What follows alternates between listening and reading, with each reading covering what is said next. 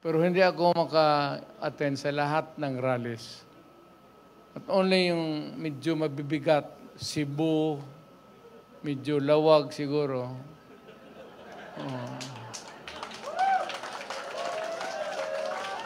Para, sabihin ko kay Marcos, punta ako doon, mag-rally kami sa inyo. Yung mabibigat, sa Buanga siguro, gano'n. Nandoon ako, pero hindi lahat kasi una-una, sa totoo lang, wala tayong pera. I cannot sustain a campaign na yung diretso-diretso na maybe even sa katawan ko, hindi na rin. Alam mo yung eroplano, hindi ba niyo ako, piloto ako when I was young. Naglilipad ako ng eroplano. Pero ngayong matanda na ako, paski yung may pressure, hindi man ninyo halata yung pagbaba mo sa eroplano, medyo matamlay ka talaga. Ganun, hindi ko na kaya. Pero sa mga big rallies, I will be there to bigay natin kay Junian. Ganito na lang. Para marami ang tao natin, every meeting, baka sa lawag, kailangan magpunta na tayo lahat sa lawag. Magkaraban tayo. Baka sa sunod sa Bicol, at least para sigurado talaga na mayroong, hindi natin alam kung ano ang diskarte ng mga tao doon. Baka kukunti lang. Kung pupunta tayo lahat, punta tayo ng Bicol.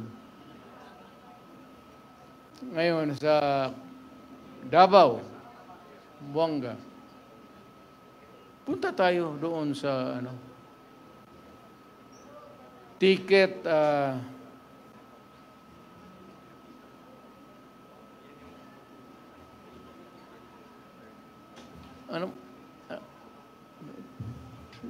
ito si Jun Ibasco. Ito yung pinakautak ko talaga.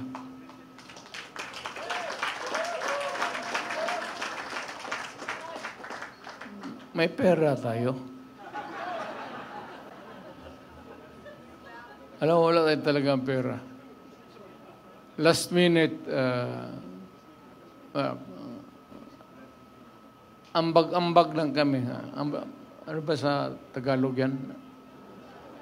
Contribute na ko niya. Si Robin. Ang ekonomiya natin is agriculture. Ang problema, yung pagkain mismo, hirap tayo. Well, of course, yung mga dumadating na typhoons could be one of the factors that can be, palagay na natin, hirap tayo maghabol. Alam mo, pag nasa gobyerno ka, ikaw yung nagdadala, you cannot give promises. Panay na lang ang pangako mo and you keep on, promising people for so many things,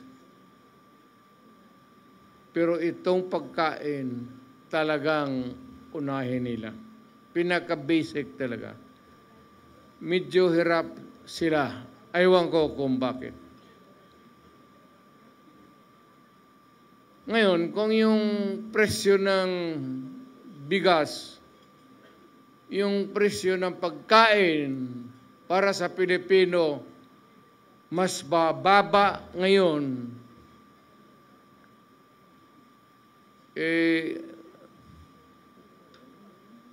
noong panahon na umupo si Presidente,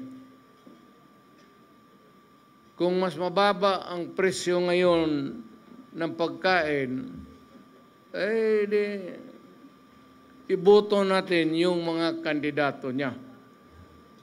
Nakikita mo naman, talagang almost hindi na kaya.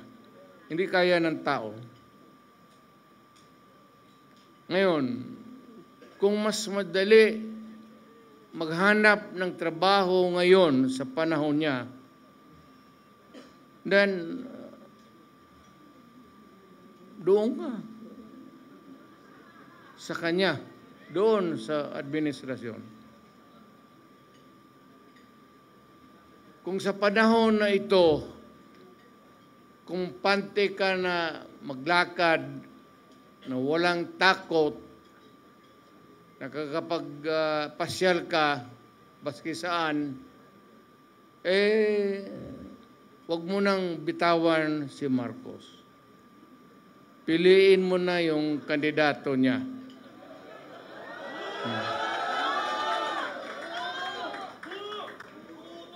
Pero pag sinasabi ko yung, pag nagsasalita ako, gumaganyan ako, ibig sabihin, ito yung kapalit.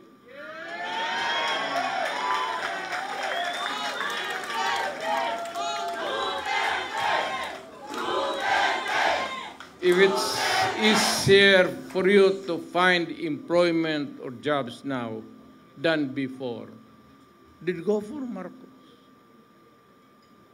Yan ang sabihin ko na medyo basic na hindi nila mahabol. Ngayon, kung mas minus yung droga at krimen ngayon kaysa noon, panahon niya, pag-upo niya, naabutan pa niya yung, yung pinapairal natin na law and order, kung kaya niya ito, kung kaya niyang putang ina.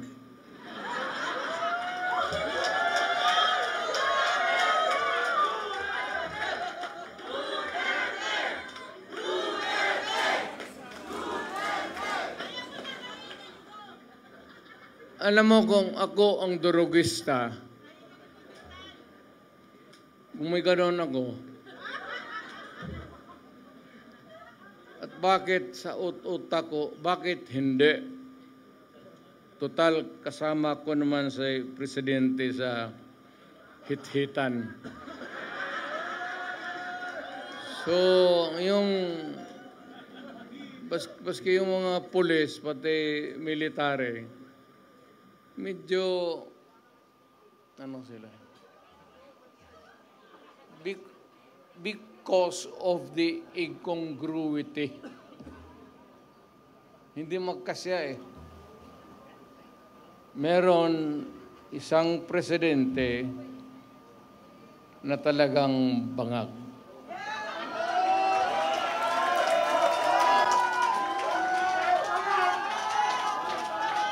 Hindi naman buang,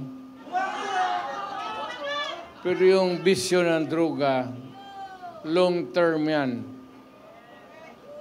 Maging ulol si Marcos,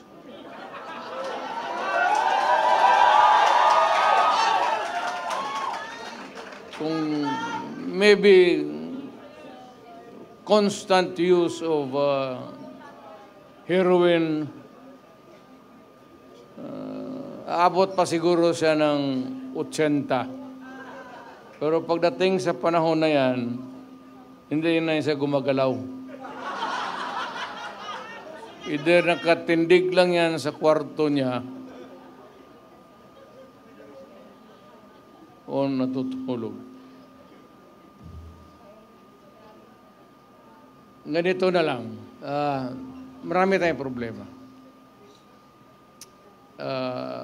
I think the Marcos government has fallen short of the expectations. Ako, hindi ko ma-compare kasi pwede kong sabihin, mas mabuti siya ngayon kaysa aking panahon. I can even concede na ganon ang nangyayari. Pero it would not be a good reason for you to solve the problem just because you're doing right, more rights than the wrong ones that the other guy had committed in the past. Na ibig sabihin niya, kung sabihin, wala yun si Duterte, mahina kasi ganun. Okay. But it's not me. It's the Filipino people. Ang tignan mo ang Pilipino, huwag kang magturo dyan sa mga kalaban mo, kagaya ko, kasi ako, hindi na ako kandidato. Ngayon, kung mag-usap tayo, ang pag-usapan natin kung ano ang mga tao na pwede nating gawin na makatulong sa atin, mailagay dyan sa Senado para paski batas na lang ang habulin natin or a policy that is enunciated by Congress, particularly about the drug problem and itong ekonomiya. Pangulong Bongbong Marcos tila nagpasaring sa kampo ng mga Duterte sa isang kick-off na ginawa sa Ilocos Norte upang ipakilala ang mga senador na kanyang iniendorso. Ngunit hindi nakaligtas si Pangulong Marcos sa pambabatikos ni Kaado Paglinawan. Nasabihin nito sa interview niya sa SMNI na tila wala na daw siyang institutional memory. At ang pamilya Marcos raw ay nasa state of panic na at ito raw ay mga desperado na. Ngunit ano nga ba ang institutional memory na sinasabi ni Kaado? Ang institutional memory ay tumutukoy sa naipon at naipasa-pasang kaalaman, karanasan at patakaran at kasanayan ng isang organisasyon o institusyon sa paglipas ng panahon. Mahalaga ito upang mapanatili ang continuity at maiwasan ang pag-uulit ng mga pagkakamali mula sa nakaraan. Kayo mga kababayan, ano ang opinion ninyo sa napanood ninyong video? I-comment nyo sa baba at sa lahat ng mga gustong makapanood ng buong interview ni Kaado ay panoorin po ninyo sa Facebook page ang SMNI. Muli maraming salamat at magkita-kits po ulit tayo sa susunod nating update. Maraming salamat!